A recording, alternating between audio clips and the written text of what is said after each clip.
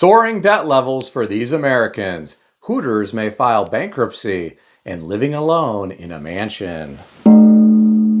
Today, I read an interesting article on ZeroHedge.com, written by Tyler Durden, likely a pseudonym for writers at ZeroHedge, titled, Californians Falling Behind on Bill Payments Amid Soaring Debt Levels. According to the author, in the first quarter of 2024, household debt per capita in California peaked at $86,940 before decreasing slightly in the fourth quarter to $86,130. The average U.S. per capita debt was only $50,540. The author went on to say, a rising number of Californians were falling behind on their debt according to New York Fed numbers, which showed that 3.25% of Californians fell 30 days late on debt repayment in the fourth quarter, which was a 9-year high. Here are my thoughts. Given how expensive life is in California, I was surprised the amount of debt was so low. However, it's still not a good sign that people in California who were 30 days late on debt reached a 9-year high. This is unfortunately a sign of the times here in America in 2025. The cost of living is crushing a lot of people, and all they can do is turn to various forms of debt to survive. The middle class appears to be eroding before our very eyes as more people join the working poor and fall into a debt cycle. The author of this article said the New York Fed data revealed household debt nationwide increased by $93 billion and reached $18.04 trillion in the fourth quarter of 2024. Auto loan, credit card, and home equity lines of credit delinquencies increased slightly in 2024 as well. My friends, please keep in mind, this is all happening during a time when the stock market is near all-time highs and during a time when unemployment is still relatively low. I can't imagine what we could see if the economy takes a turn for the worse. There were quite a few comments beneath this article. I'll share some of them with you. The first commenter made reference to those living in California and said, I feel sorry for the normal working people who live there and are trying to make it. Another person shared details regarding his personal financial situation. He said, I'm so much in debt, I can't afford to pay my electric bill. These are the darkest days of my life. Another person said, California is a bit like New York City. It used to be a great place to visit, but I wouldn't want to live there. Now, I wouldn't even want to visit. The next person had some strong feelings about those in debt living in California. The person said, their bankruptcies and credit defaults drag everybody down with higher interest and penalties.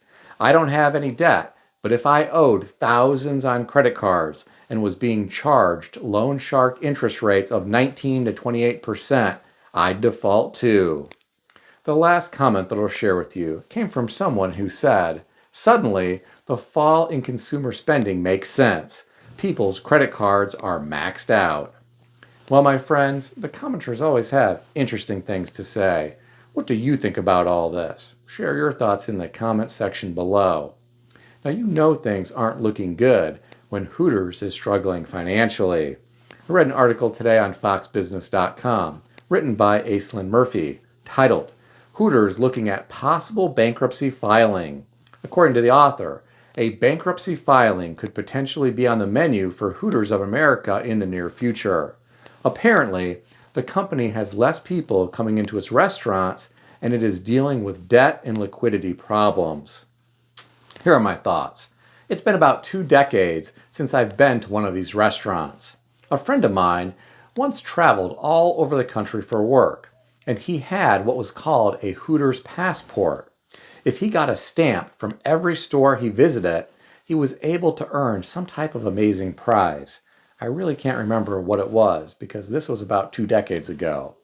He wanted to go to Hooters so he could get a stamp, so I went along with him.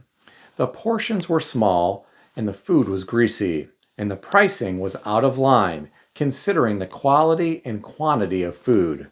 Given the fact that many Americans are struggling with the high cost of goods and services, and many are being crushed by debt at sky-high interest rate levels, I'm not surprised fewer people are going to Hooters. Many simply can't afford it.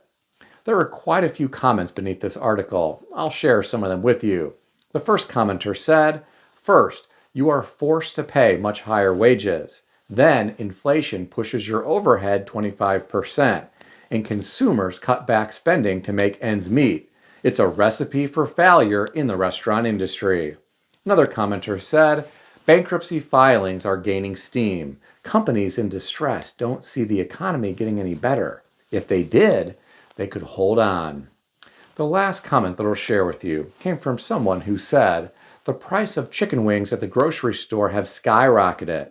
One of the chain wing places near me posts the price of 10 wings at market. So paying $15 to $20 for 10 wings with another buck for sauce and another $3 to $5 for a soda or brew is outrageous." I'm curious, what do you think about the restaurant industry these days? Share your thoughts in the comment section below. Here's another interesting article that I read today. This was on Yahoo Finance, put out by MoneyWise and written by Visesh Razinghani, titled, "Single Empty Nester Bill Gates Refuses to Downsize from Gigantic Seattle Mansion. Why That's Normal in 2025. According to the author, Bill Gates is still living in his 66,000 square foot mansion with 24 bathrooms, 6 kitchens, and an indoor trampoline room. His adult children and his ex-wife no longer live with him. He said he has no interest in downsizing." Here are my thoughts. I have friends with large mansions, none that are 66,000 square feet. But just recently, I visited my friend's home that is approximately 30,000 square feet, and that's just the main house. He has 2 large guest houses on the grounds as well. The main house is pretty cool. I really like the safe room in the basement with a door that looks like a bank vault. He has an elevator that will take you to all 4 levels of the home. When you get to each floor, an electronic code or a key is required to get off the elevator. The home is filled with high-end art, so there are a lot of security features in the home. While the home is opulent, my friend basically spends his time in a handful of rooms. The rest of the rooms are rarely used except during parties and fundraising events. Big houses may be impressive, but the property taxes alone are often more than many Americans earn in a year. I'm curious, what do you think about single people like Bill Gates living in these mega mansions? Share your thoughts in the comment section below. If you enjoyed this video, consider subscribing to the channel. I want to extend a special thanks to everyone who has subscribed to this channel. I want to also thank all of my channel members. If you would like to become a channel member, there is a link in the description beneath this video. You can read more about the different membership levels. Please also check out some of the great books that I suggest you consider reading in the description below. I've included Amazon affiliate links to these books. As an Amazon associate, I earn from qualifying purchases. Stay healthy and wealthy. I'll see everyone in the next video.